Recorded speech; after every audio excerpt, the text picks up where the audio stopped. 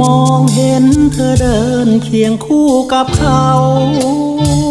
โธ่เอ๋ยใจเรานั้นมันแทบร่วงตกหล่นลงดินกินเหล้าเมายาข้าวปลาแทบไม่ยอมกินกำลังใจนั้นหายหมดสิ้นแม่น้องอยู่กินหนีไปไม่ลาเห็นเธอส่งรูปส่งไลน์ให้กันที่เห็นทุกวันยามเธอคุยกันต่อหน้าต่อตาโทรศัพท์ของเธอที่นี้เก็บเงินซื้อมาเพื่อเป็นของขวัญล้ำค่าแต่มันย้อนมาทำร้ายใจเราเธอคงเจอเขารวยล้ำซ้ำยังรูปหล่อที่ดำเหมือนดังตอมอแม่นวลละออคงไม่อยากมองมอซอเช่นกาไม่ควรคู่เคียงหงทองที่จนเงินน้อยจึงต้องหลีกทางให้เขานั้นมาแย่งไปนอนน้ำตานองเพราะคิดถึงเขาโธ่เอ๋ยตัวเราคือคำเขาเอาเป็นเต่าพันปีบ่มีไอโฟ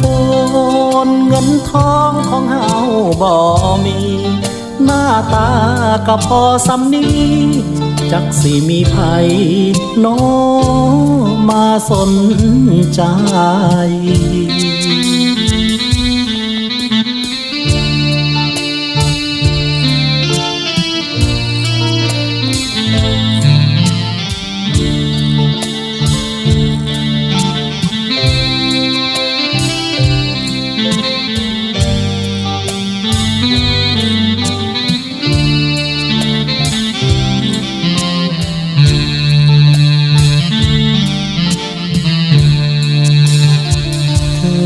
คงเจอเขา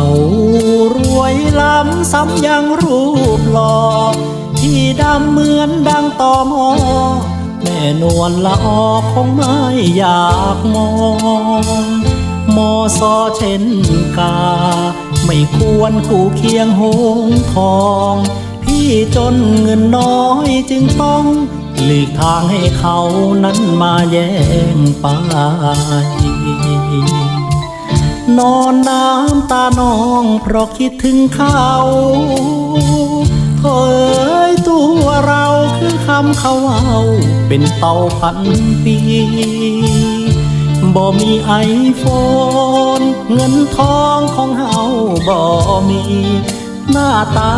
ก็พอสำนี้จักสิมีไผน้อมาสนใจ